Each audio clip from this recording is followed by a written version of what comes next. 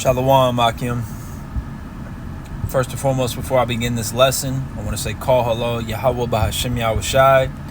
Double honors to our apostles, elders, Gray Millstone. All right, peace, blessings to the hopeful elect.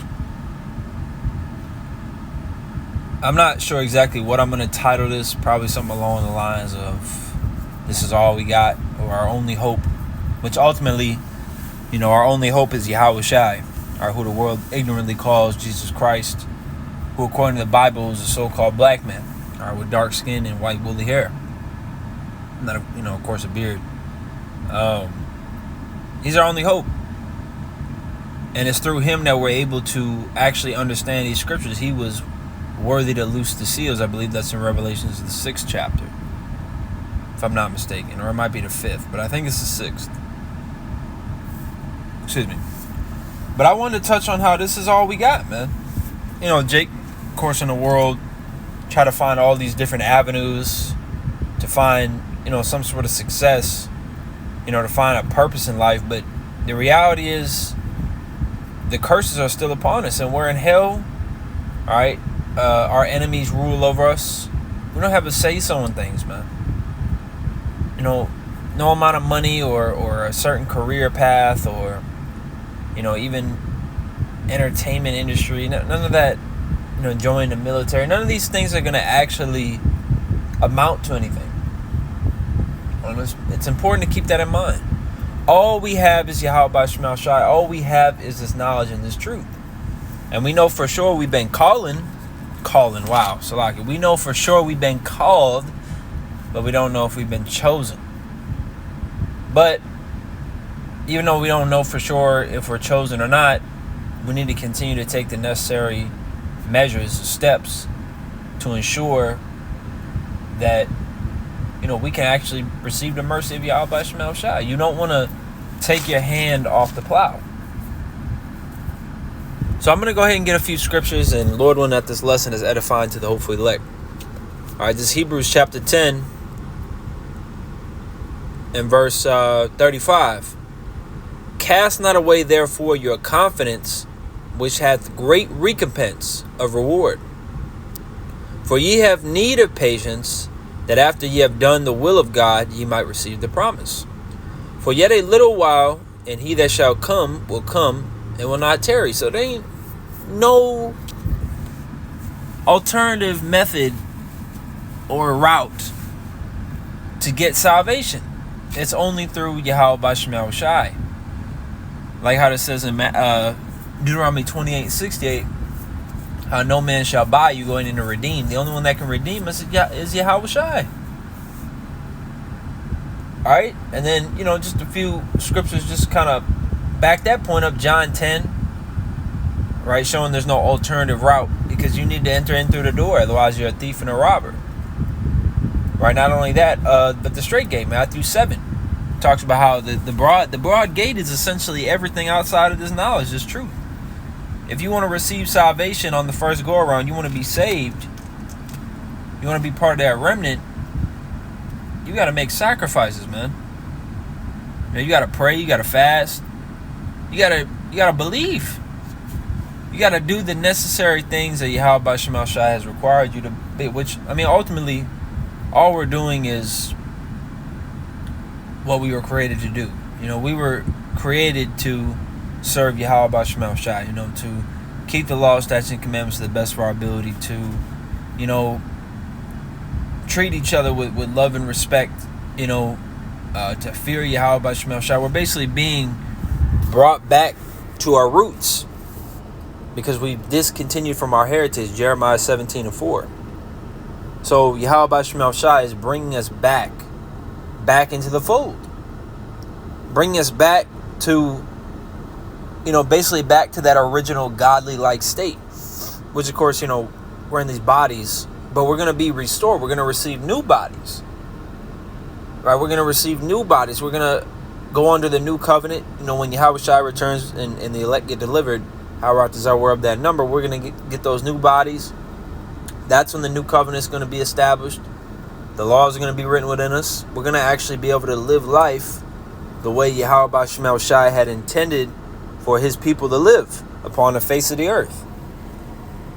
All right, essentially, on in the Garden of Eden, Eden, which means paradise, which ultimately is the whole earth, because the whole earth was created for the Israelites. Even the prophet Ezra,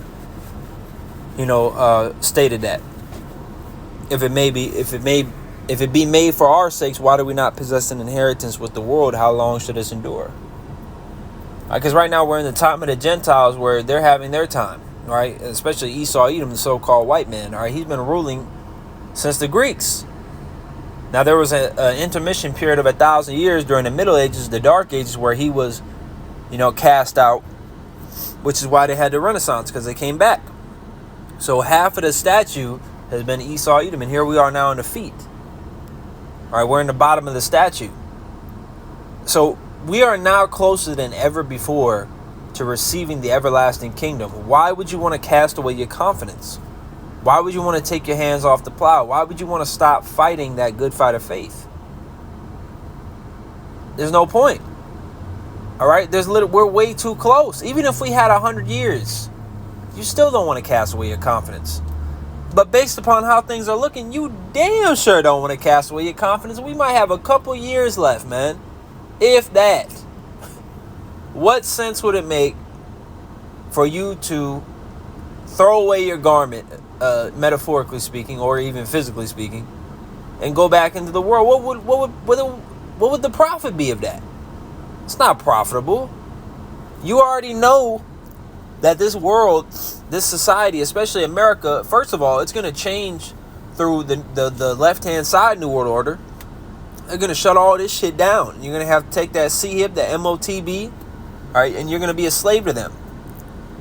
You'll be eating bugs. All manner of bullshit, man.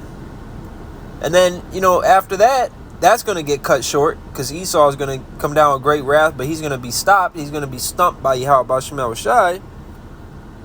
This whole, America is going to be destroyed by nuclear fire, and Yahweh Shai is going to rule the earth with the elect right under him. So, what the hell is the point in trusting in Pharaoh, all right, which is the so-called white man Esau, Edom, modern day? What's the point in wanting to start a life here in America or anywhere across the globe? What would be the point in putting away? What would you gain? This is all you have, man. If you are a so-called Negro, Latino, or Native American, or a speckled bird, if you're an Israelite, if you come from the loins of Jacob, this is all you have. All right, matter of fact, let me get this real quick. This Baruch chapter 4, verse 1. It says, "This is the book of the commandments of God and the law that endure forever. All they that keep it shall come to life, but such as leave it shall die." So it doesn't matter what alternative measure you try to take. Well, no, I don't want to follow the scriptures. I want to do this. I want to do that. It doesn't matter what it is. It's going to lead to death. It's going to lead to your demise. All right, verse 2. "Turn thee, O Jacob, and take hold of it. Walk in the presence of the light thereof, that thou mayest be illuminated." So if you're in this knowledge, you're being illuminated. You're the right-hand side Illuminati, man. All right? "Give not thine honor to another, nor the things that are profitable unto thee to a strange nation. O Israel, happy are we, for things that are pleasing to God are made known unto us." So we're actually pleasing Yahweh by Shemel Shai. Isn't that what you want to do? Why would you want to live a life that for a moment may be, spontaneous and exciting, but Yahweh by Shemel Shai is not pleased and he hates your lifestyle? Why would you want to live a life that God hates? Why would you want God to look down upon you with shame and detest? Why would you want that? Everybody, because people are typically worried about opinions of others, opinions of the family members, opinions of friends. Well, what about how the Most High feels? Because, everybody on the earth might be patting you on the back saying good job, but the Lord's looking down like, you damn nigga. You shouldn't want it to be like that. You should really want it to be the opposite. Because when you come into this truth, everybody on the earth hates you, whether they know it or not. And they hate your ways, and especially going to be shown as we come closer to the end. But we don't care what these people think. Because Sirach, 23:19, "The eyes of the Lord are 10,000 times brighter than the sun." He sees everything. We're worried about what he thinks. We're trying to please him. He's the only one that can kill and make alive. He's the only one that can save and destroy. All right, he's the one, the judge above all. So stay rooted, stay grounded. Yahweh Shema Sharat is how we can do that, man. There ain't nothing else out here for us. You need to understand that. The sooner you accept that, the better. Stop taking this shit so seriously, man. I'm talking about society. I'm talking about Babylon. I'm talking about this current eon. Stop taking it so seriously. Do what you need to do. Get your daily bread and stay the fuck out the way. Focus on things of the spirit. All right, first, what is that? 1 Corinthians, or is it 2 Corinthians 4:17? All these things are going to be done away with, man, and burn up. And I'm not saying don't get get a savings or try to up your credit. I'm not saying that. All right, but don't take this shit so seriously, man. Let these people, this is their kingdom. Let all these people in the world take this shit seriously. Because to us, this is just a part of the movie, man. We know that society ain't going to go much longer. All these people are investing themselves in a society that is literally crumbling right before all of our eyes. Keep that in mind, man. Let me grab this John chapter 6 verse let me just get the point, verse 67 down to 69. Then said Yahushua unto the 12, will ye also go away? Then Simon Peter answered him, Lord, to whom shall we go? Thou hast the words of eternal life. That's that Hebrews 11:6. Apostle Peter has faith. All right, he's saying that through faith, through the Spirit. Because, to people in the world, to the wicked, Yahushua is just a regular man. All right, but to those that believe, he's the Son of God. He's the way out. He's the key.